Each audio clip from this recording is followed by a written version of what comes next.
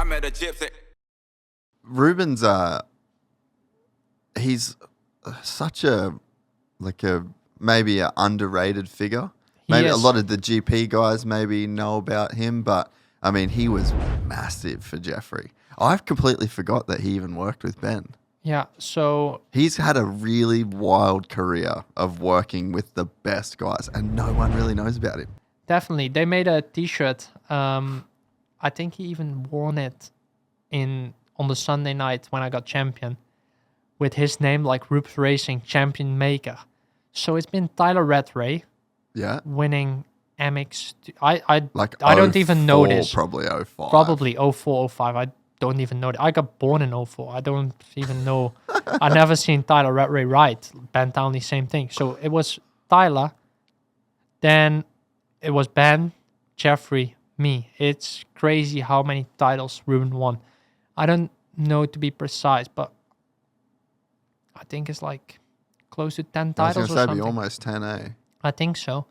It's crazy, and he's so underrated. Okay, I think in Europe it's more, especially when he got free, let's say, from working with Jeffrey. I think when he was kind of on the market to look for another rider, I think there was many people looking for him, and I think still, everybody wish to work with Ruben because he's so good. He trains with me every day.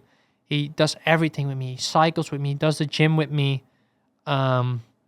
Just everything. He comes to every practice day, and I'm just more with him than I was with my family.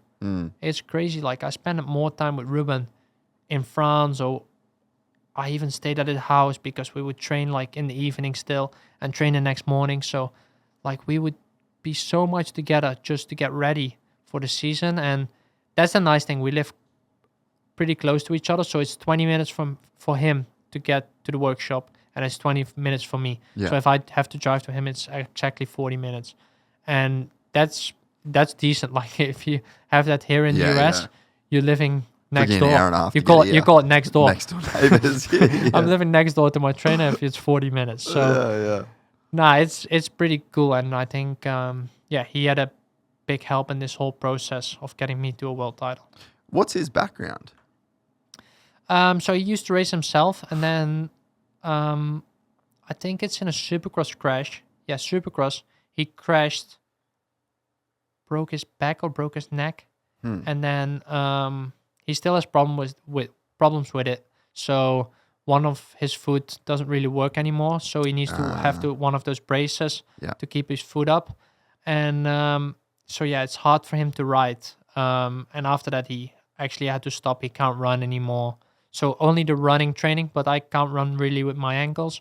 So we basically never running. But if I have to do a run, he would come with me. It would be minus when I have to go run because I really don't like to run. So if it's -5, he would come with me and just go on his road bike and be next to me because he's always there with my training. And I think that really helps me also because sometimes it's hard for a physical trainer or a physical coach. They can put you a training up and be like, this is what you have to do today. But it's hard to measure it because there can be one day where your heart rate does completely the opposite of what it actually is. You do a really tough training, you're sweating like hell, and you're like, I'm suffering, and your heart rate doesn't even come up. So it's really tough to do that sometimes. But when Ruben is there with me, we can kind of look into my heart rate, and he's like, oh, what's your heart rate? And I'm like, it's 110, but I'm suffering. And then we back off because we know my body's having a tough day or it's a hard time and my body is tired. So that really works also to be really precise, I think. Yeah. And just, I think knowing, from what it seems like, you're a guy that's always been very motivated, very self-disciplined. You'll do the work. But I think there's something as well that's important about having a guy that's wants to go through the process with you and wants to dig deep and do the hard work. And you feel like you've got a person by your side. And then that probably also helps with trust on race day and trust in the decisions. This guy's going through everything with you.